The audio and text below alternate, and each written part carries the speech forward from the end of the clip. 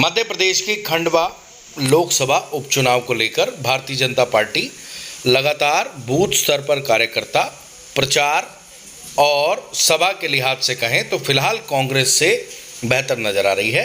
कांग्रेस में कमलनाथ जो पूर्व सीएम रहे हैं कांग्रेस के मध्य प्रदेश में, उनकी अभी सभा हुई है और शिवराज सिंह चौहान की देखा जाए तो उनसे ज़्यादा सभाएं हो चुकी हैं और भाजपा के प्रत्याशी ज्ञानेश्वर पाटिल के पक्ष में उन्होंने आज कालमुखी में जो खंडवा विधानसभा के अंतर्गत आता है वहां पर वोट मांगे। इस सभा में मंच पर हर्षवर्धन सिंह चौहान जो स्वर्गीय सांसद नंद कुमार सिंह चौहान के बेटे हैं, उन्होंने भाषण दिया और कालमुखी सहित खंडवा लोकसभा की जनता से ज्ञानेश्वर पाटिल के पक्ष में वोट करने की बात कही। साथ ही साथ अपने पिताजी को याद करते हुए उन्होंने अपनी पार्टी सहित निमाड़ के लिए अपने पिताजी द्वारा किए गए काम के संबंध में जनता को बताया और अपने पिताजी को स्मरण किया, नमन किया, वंदन किया और उन्हें श्रद्धांजलि भी दी। और उन्होंने कहा कि ज्ञानेश्वर पाटिल को हम सबको मिलकर जिताना है।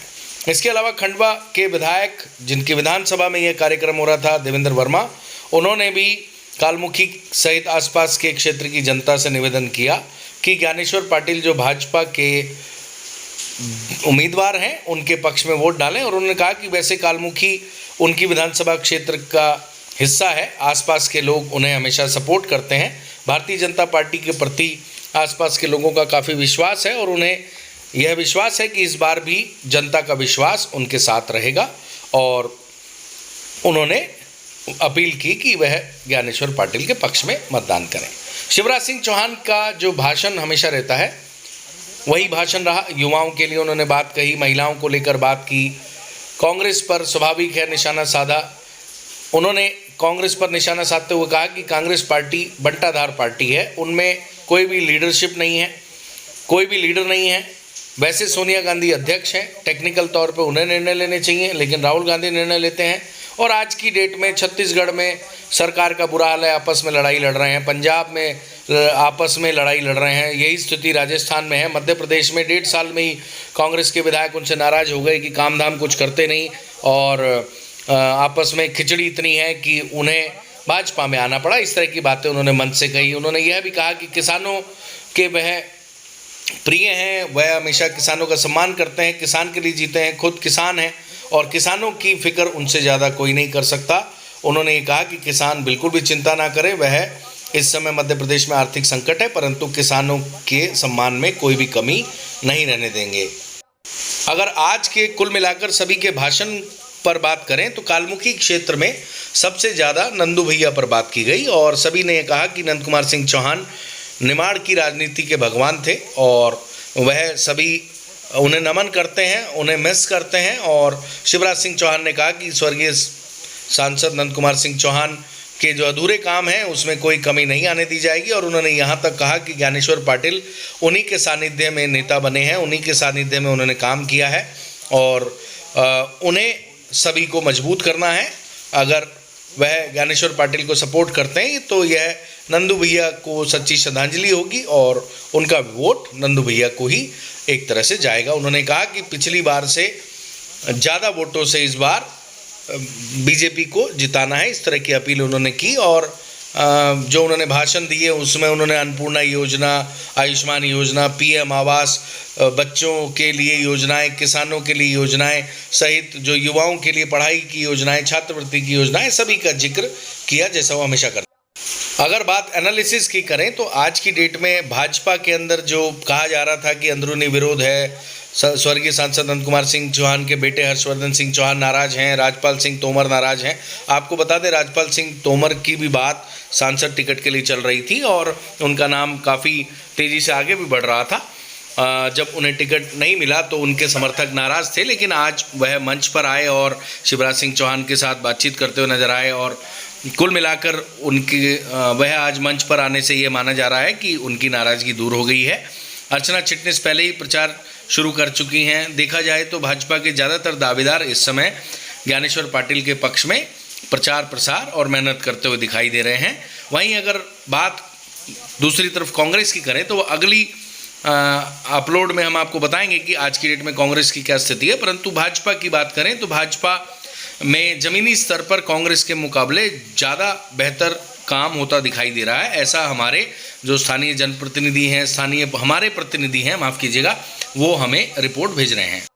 एक और बात जो आपको बताएं, इस बार पिछली बार के चुनावों की तरह जनता में कोई बहुत ज़्यादा एक्साइटमेंट नज़र नहीं आ रही। एक तरह से लोग उदासीन दिखाई दे रहे हैं, कोई बहुत ज़्यादा चुनावी चर्चा नहीं कर रहे हैं। जब टिकट फाइनल नहीं हुआ था उससे पहले ज़रूर गली गली मोहल्ले मोहल्ले टिकट किसको मिलेगा, इस तरह की चर्चाएं बहुत ज़बरदस्त थी, हर जगह उसी बात की चर्चा थी। लेकिन अब जब टिकट फाइनल हो गया है तो लोग एक तरह से मन में रख लेते हैं, इस समय किसी को कोई नाराज़ नहीं करना चाहता, एक दूसरे से जुड़े रहते हैं, व्यक्तिगत संबंध होते हैं।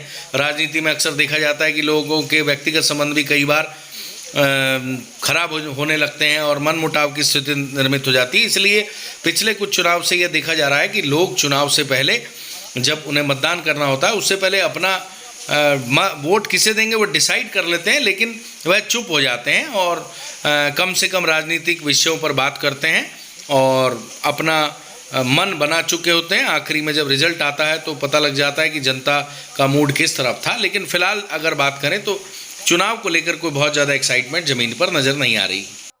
आपको यह भी बता दें कि उन्होंने अपने मन से अरुण यादव की बात भी की। उन्होंने कहा कि उनके पूज्य पिताजी स्वर्गीय सुभाष यादव जी को भी कांग्रेस के नेताओं ने मुख्यमंत्री नहीं बनने दिया था और अब कांग्रेस पार्टी के इकलौते या यूं कहें बचे कुचे नेता अरुण यादव को कांग्रेस में आगे उभरने नहीं देना चाहते हैं और अब उन्हें सांसद नहीं बनने देना चाहते हैं। इस तरह की बातें उन्होंने कही। कुल मिलाकर उन्होंने कांग्रेस सहित अपनी योजनाओं के संबंध में बताया, मोदी जी के बारे में बताया, खुद के किए कामों के बारे में बताया, 1.5 साल के कमलनाथ के कामों के बारे में बताया। उनकी बातें वही थी जो अक्सर वह हर जगह भाषण में कहते हैं। कुल मिलाकर उनका भाषण हम आपको इसलिए नहीं सुनवाएंगे क्योंकि उनका भाषण सुनवाने लगे तो बहुत ज़्यादा लंबा है, 30 से 40 मिनट का है। इसलिए उनके द्वारा कही गई बातों को संक्षिप्त में हमने आपको सुना दिया। अगर आप उनका भाषण पूरा सुनना चाहते हैं तो उनका फेसबुक पेज है, उस पर जाकर आप उनका भाषण सुन सकते हैं। हमने आपको संक्षिप्त में उनके द्वारा चुनाव को लेकर की गई बातों को सुनाने का प्रयास किया है। अंत में इस फोटो का जिक्र करना भी जरूरी है। ये जो फोटो है वह सोशल मीडिया पर वायरल है, जिसमें जो मुख्यमंत्री शिवराज सिंह चौहान है वह स्वर्गीय सांसद नंद कुमार सिंह चौहान के सुपुत्र हर्ष चौहान को अपने साथ ले गए। बताया जा रहा है कि उन्हें कहीं ना कहीं एडजस्ट किया जाएगा ताकि उनके समर्थकों की नाराज़गी दूर हो सके। फिलहाल बीजेपी चुनाव प्रचार में ज़बरदस्त तरीके से जुटी हुई है और ज्ञानेश्वर पाटिल की जीत का दावा भी भाजपा करती हुई नजर आ रही है। ये तो आने वाला समय बताएगा कि जनता किसके पक्ष में मतदान करती है। हम आपसे ये अपील करते हैं कि आने वाले चुनाव के दिन आप लोकतंत्र के इस सबसे बड़े महाकुंभ में अपनी आहुति ज़रूर डालें, यानी अपना वोट करने ज़रूर जाएं। कमलनाथ जी को शर्म आनी चाहिए और कुछ मिलते ही नहीं कमलनाथ जी को अनर्गल आरोपों के अलावा। जो व्यक्ति है वो पकड़े गए, सिंगरौली में भी उनके घर छापा मारा गया है। जो तथ्य वो सामने गड़बड़ करने वाले छोड़े नहीं जाएंगे किसी भी कीमत पे। लेकिन कमलनाथ जी को तो जनता से लेना देना नहीं, विकास से लेना देना नहीं। कहीं कोई ऐसी चीज निकल आए कि मैं बदनाम कर सकूं, इसके अलावा कुछ दिखता ही नहीं है कमलनाथ जी को। पहले कांग्रेस की हालत तो देखें, कांग्रेस की हालत तो हाँ खराब कर रहे हैं श्री राहुल गांधी जी, और यहाँ कमलनाथ जी के अलावा कुछ बचे ही नहीं। बाकी कहाँ गए बताएं। एक एक करके सबको निपटा रहे हैं और हम पे आरोप लगा रहे हैं।